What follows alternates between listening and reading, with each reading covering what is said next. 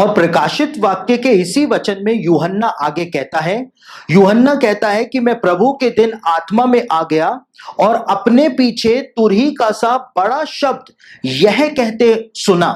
यूहन्ना प्रकाशित वाक्य के इस वचन के अंदर कहता है कि मैंने तुरही का सा बड़ा शब्द यह कहते हुए सुना।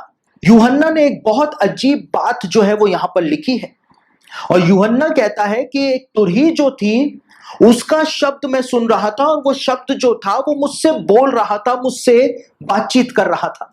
वो कहता है कि एक तुरही जो है वो मुझसे बातचीत कर रही थी, मुझको वचन सुना रही थी या शब्द सुना रही थी। ऐसा कैसे हो सकता है? तुरही इंसानी आवाज के अंदर कैसे बात कर सकती थी?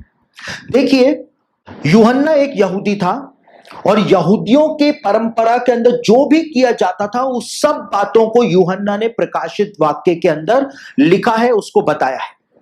और यहूदी परंपरा के अंदर तुरही जो होती थी या नरसिंगा जो हुआ करता था, उसके द्वारा यहूदी लोग एक दूसरे को संदेश भेजा करते थे, और एक कोडेड संदेश जो है वो यहूदियों द्वारा नरसिंगे के माध्यम से भेजा जाता था। और जब याजकों को लोगों को मंदिर की आराधना के लिए बुलाना होता था तो भी वो नरसिंगों को बजाया करते थे, और नरसिंगों के माध्यम से वो लोगों तक अपना संदेश पहुंचाया करते थे। और किस प्रकार से तुरहियों को या नरसिंगों को बजाया जाता था? उदाहरण के रूप में जैसे परमेश्वर का नाम है एलोहीम, तो नरसिंगों के द्वारा परमेश्वर का नाम जो है वो भी बजाया जाता था, जैसे कि एल ओईम करके नरसिंगे से बजाया जाता था, या अदोनाय जो परमेश्वर का नाम है उसको नरसिंगे से बजाया जाता था, आदोनाय। और यहूदी लोग जो है जब वो इन आवाजों को सुना करते थे वो समझ जाया करते थे कि हिब्रू भाषा के कौन से अक्षर की ध्वनि जो है वो उनके कानों में सुनाई दे रही है, और वो समझ जाया करते थे कि याजक लोग जो हैं वो मंदिर में आराधना के लिए उनको बुला रहे हैं। और इसी बात को निर्गमन की पुस्तक के 19वें अध्याय के अंदर भी बताया गया है। निर्गमन के पुस्तक के 19वें अध्याय के अंदर लिखा हुआ है कि जो नरसिंगा था उसका शब्द बहुत ही भारी होता चला जा रहा था, बहुत ही भारी होता चला जा रहा था। और निर्गमन उसका 19 अध्याय उसके 19वें वचन के अंदर लिखा हुआ है कि मूसा ने परमेश्वर को पुकारा, और परमेश्वर ने वाणी सुना करके उसको जवाब दिया। तो कौन सी वाणी सुना करके परमेश्वर ने मूसा को जवाब दिया था?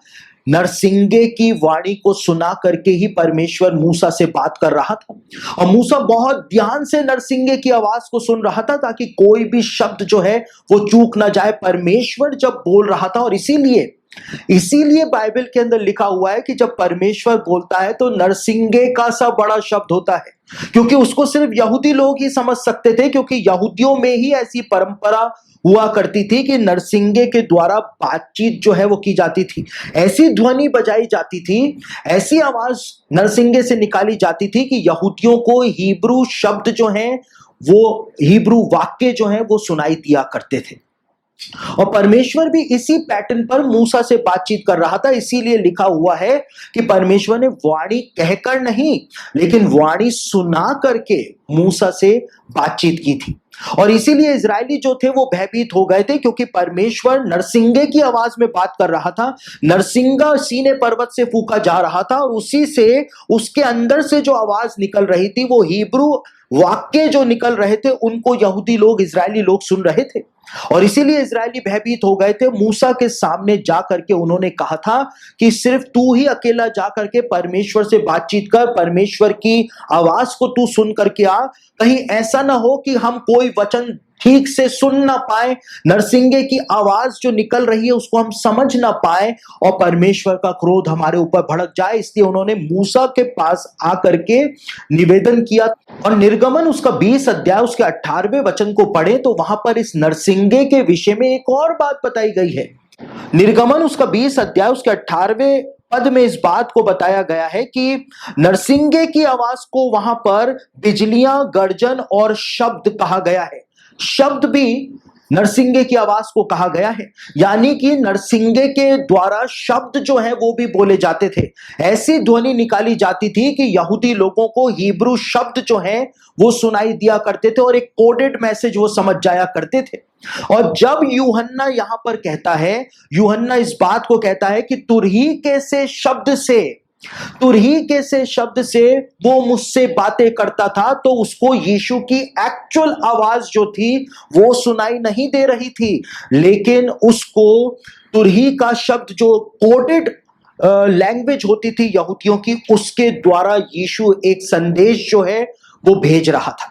और देखिए, यहूदी लोग जब तुरही को या नरसिंगे को सांस बांध करके फूका करते थे, बहुत ही सांस बांध करके उसको लंबी फूका करते थे, तो इसका मतलब यह हुआ करता था कि परमेश्वर जो है अपनी आराधना के लिए उनको मंदिर के अंदर इनवाइट कर रहा है, बुला रहा है।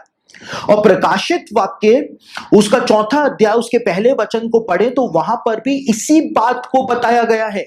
प्रकाशित वाक्य उसका 4 अध्याय उसके पहले वचन में यूहन्ना कहता है, इन बातों के बाद जो मैंने दृष्टि की तो क्या देखता हूं कि स्वर्ग में एक द्वार खुला हुआ है, और जिसको मैंने पहले तुरही के से शब्द से अपने साथ बातें करते सुना था, वही कहता है, यहां ऊपर आ जा।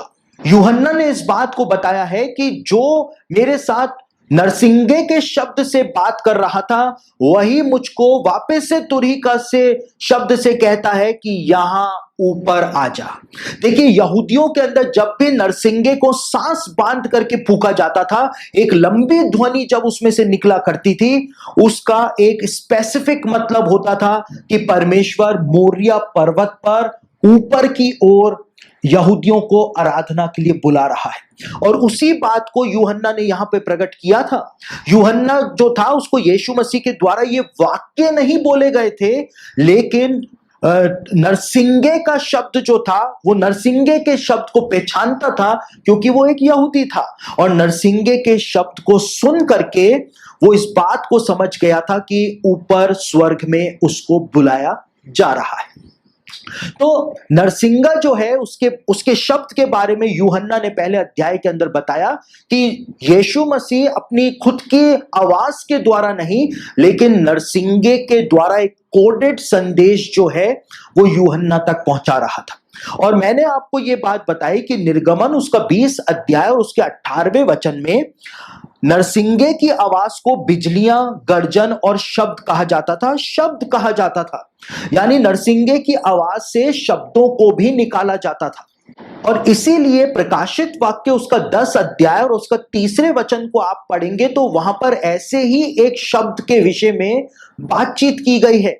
प्रकाशित वाक्य उसका 10 अध्याय उसके 3 वचन में गर्जन के 7 शब्द जो हैं उनके बारे में बताया गया है।